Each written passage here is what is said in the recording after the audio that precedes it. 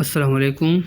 आज हम लोग क्वेश्चन नंबर 4 के बैलेंस शीट सीखेंगे, समझेंगे कि किस तरह इसमें डेटा एंटर हो गया, सही है, जो मिस्टेक आया था कौन से में, इस दोनों में, सही है।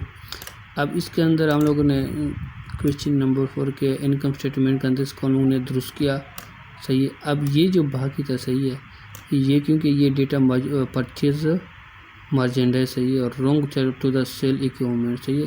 तो ये सेल इक्विपमेंट में सॉरी ये वाला जो था हम लोग के पास मिस्टेक हुआ था, इससे सेल 400 से was paid to the owner from the business, तो ये गलती हुआ था, सही है, जो बिजनेस ने पे किया। तो इसको हम लोग क्या करते, करेक्शन करते, क्योंकि ये ड्राइंग अकाउंट में ऐड हुआ तो वहाँ से हम लोग को लेस कर देंगे। चले देखते।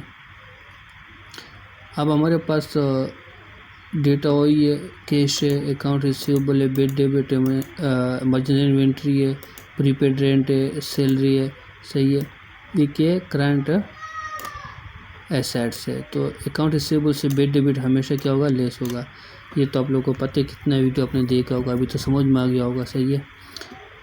इसके बाद जो करेक्शन आ रहे हैं, सही है, मिस्टेक आ रहा है, सही, उसी को हम लोग देखते हैं। इसके बाद हमारे पास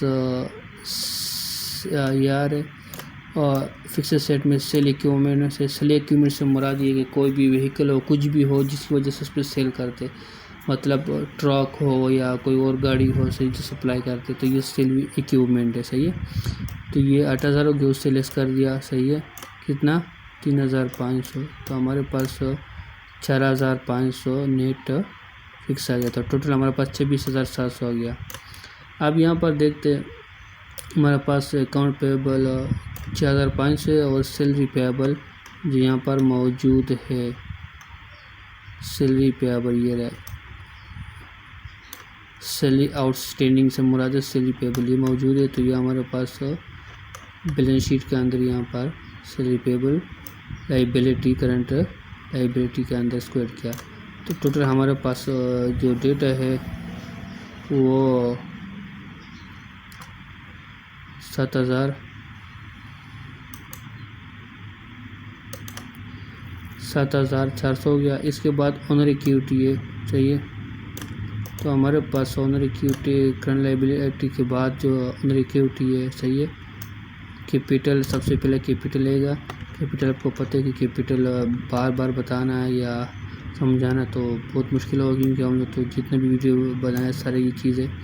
तो ये कैपिटल हमारा यहाँ पर आ गया, सही है। ओनर कैपिटल से मुराद ये होते जो ओनर ने पहले इसे इन्वेस्टमेंट किया, तो ये पहला इन्वेस्टमेंट यही है, ओनर के कैपिटल 12,300। इसके बाद यहाँ पर जो आ रही है मिस्टेक, जो यहाँ पर हुआ था करेक्शन, वो यही है।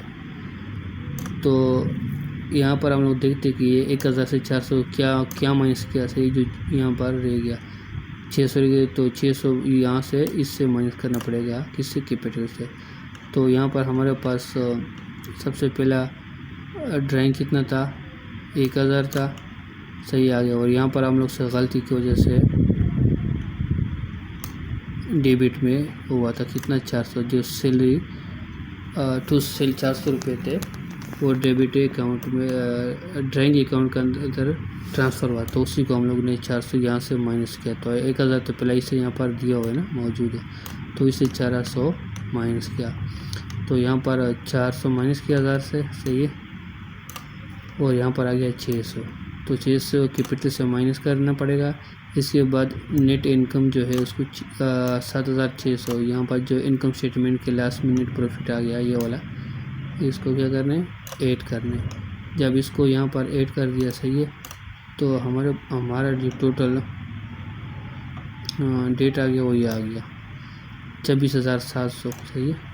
तो यहाँ पर टोटल लायबिलिटी इक्विटी 26,700 और टोटल एसेट्स 26,700, दोनों बराबर आ गया। तो इससे मुराद है कि बैलेंस शीट सही है। तो करेक्शन कहाँ पर हुआ था, यहाँ पर करेक्शन किया, और नेट इनकम में यहाँ पर जो करेक्शन हुआ था, सही है, क्या वाला ये गलत रिकॉर्ड हुआ। तो इंशाल्लाह मुझे उम्मीद है आप लोग को समझ में आ गया क्वेश्चन नंबर 4।